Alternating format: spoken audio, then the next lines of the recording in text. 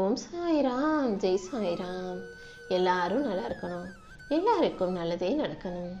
என் அன்பு குழந்தையே, ஒவ்வொரு மனுஷனுக்கும் எப்போது நல்ல நேரம் வருமோ அப்போதுதான் அவனுக்குரிய வாய்ப்புகளை அவங்களால சரியா பயன்படுத்திக்க முடியும்.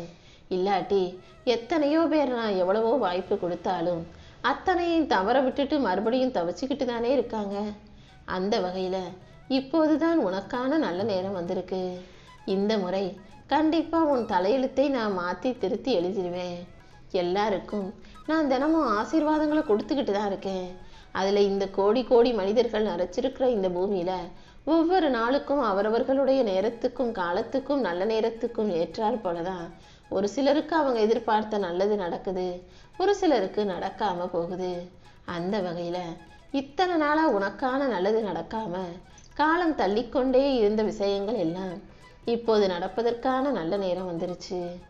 7, 8, 6ங்கிற இந்த அற்புதமான நல்ல அதிர்ஷ்ட எண் உன் தலையெழுத்தை மாற்றக்கூடிய சக்தியாக உன் கைகளில் பட்டுவிட்டதல்லவா? இந்த எண்ணெய் தொட்டதின் மூலமாக இனி எண்ணிலடங்காத ஆச்சரியங்களை நீ பார்க்க போற. ஆம் என் செல்லமே, இதுவரைக்கும் உனக்கு கிடைக்காத, இதுவரைக்கும் உன் வாழ்க்கையில நடக்காத பல அதிசயங்களும் அற்புதங்களும் இப்போது உன்னை நோக்கி வந்து சேரப்போகுது. உனக்கு மன நிறைவையும் திருப்தியையும் கொடுத்து செல்வத்தையும் சந்தோஷத்தையும் ஆடம்பரத்தையும் அமைதியான அழகான வாழ்க்கையையும் கூட இந்த சாயப்பா கொடுக்க போறேன். அவமானமும் நீ பெற்ற அனுபவமும் உனக்கு மிகச்சிறந்த ஆசானாக இருந்ததல்லவா? இப்போது அதன் மூலமாக நீ கத்துக்கிட்ட பாடத்தை வச்சு வாழ்க்கையை ஜெயிக்க தயாராகு. யாராவது தவறு செஞ்சா நான் கண்டிப்பா அவங்கள மன்னிச்சிருவேன். ஆனா தற்பெருமையின் போதையில அளவுக்கு அதிகமா ஆணவத்தோடு ஆடியவர்களை என்னால ஒருபோதும் மன்னிக்க முடியாது. ஏன்னா ஆணவத்தோடும் அகங்காரத்தோடும் தற்பெருமையோடும் வாழுபவன் என்னை நெருங்கவே முடியாது என் செல்லவே.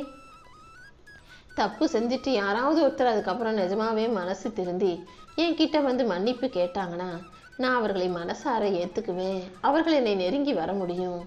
ஆனா எந்த ஒரு மனிதன் அடுத்தவங்களுக்கு தீங்கும் துரோகமும் செஞ்சு ஆணவத்தோட தான் நல்ல நிலைமையில இருக்கும், தான் வாழ்க்கையை யாராலும் தொட முடியாது, நம்ம நிலைமை மாறாது, நம்ம இப்படி வரைக்கும் கடைசி வரைக்கும் நல்லபடியா செல்வ வளமாவே இருந்துருவோன்னு ஆணவத்துல ஆடுறானோ அவன் என்னை வரவும் மாட்டான், என்னை நெருங்கவும் மாட்டான்.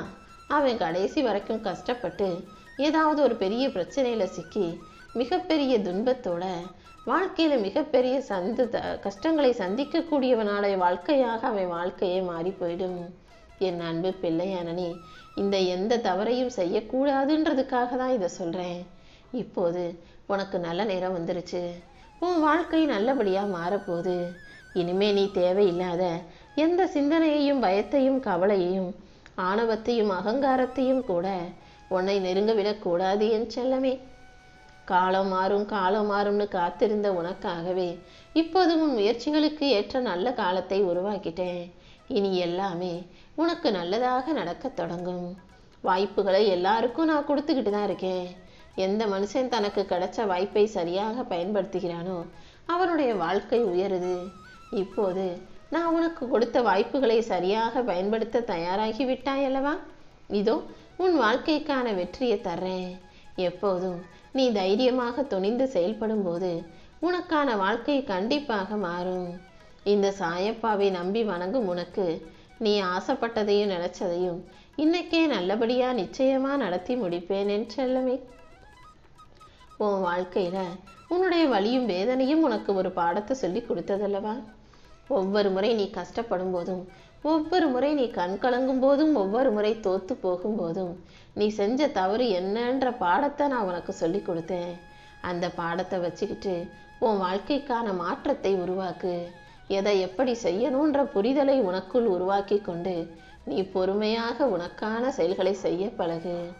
நீ மலை அளவுக்கு மிகப்பெரிய அற்புதமான வாழ்க்கையை பெறுவதற்காக போராடிக்கிட்டு இருக்க. அப்படி இருக்கும்போது பிரச்சனைகளும் சிக்கல்களும் உனக்கு பெருசா வரத்தான் செய்யும். ஆனா எந்த சோதனைகளையும் கண்டு நீ சோர்ந்து போக வேண்டாம்.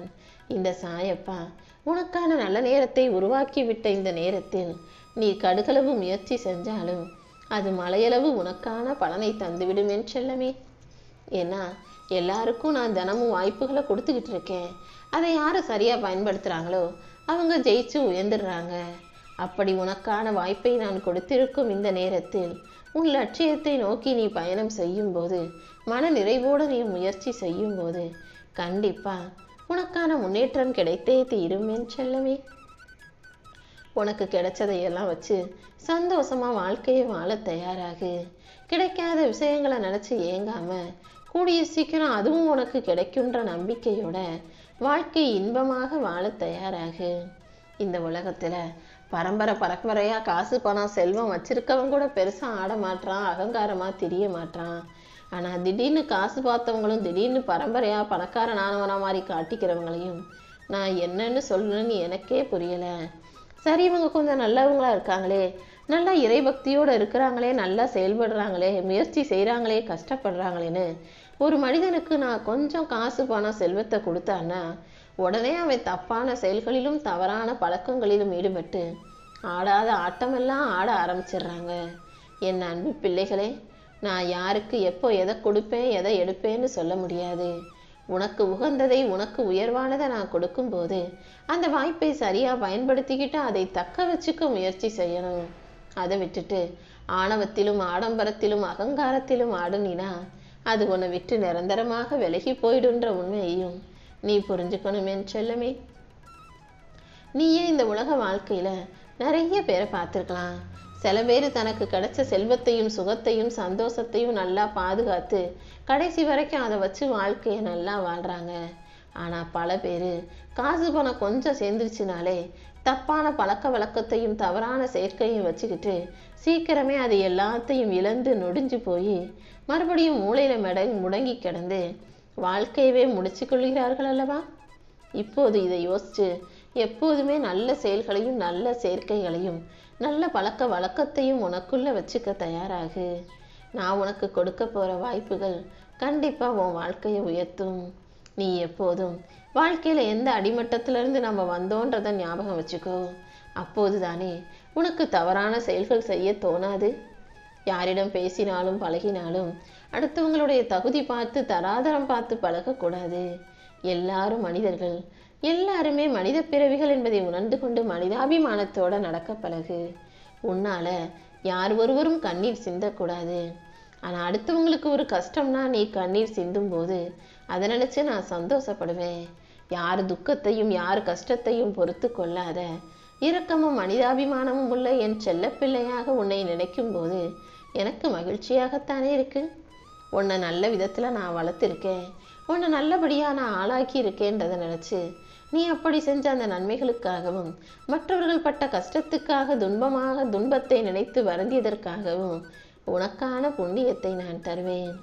எந்த கஷ்டம் வந்தாலும் எவ்வளவு பிரச்சனை வந்தாலும் நீ எப்போதும் நன்றி சொல்வதையும் இறை பக்தி செலுத்துவதையும் மறக்கவும் கூடாது, நிறுத்தவும் கூடாது. ஏன்னா கஷ்டம் வரும்போதுதான் இன்னும் இறை பக்தியை அதிகப்படுத்தணும். ஆனா இங்க உள்ள மனிதர்கள் கஷ்டமோ பிரச்சனையோ வந்துச்சுன்னா உடனே தெய்வமே இல்லை, தெய்வத்துக்கு கண்ணே இல்லைன்னு என்னை திட்டுறாங்க, நிந்திக்கிறாங்க. எப்போதும் நான் நல்லதுதான் செய்வேன்ற உண்மையை நீ புரிஞ்சுக்கோ.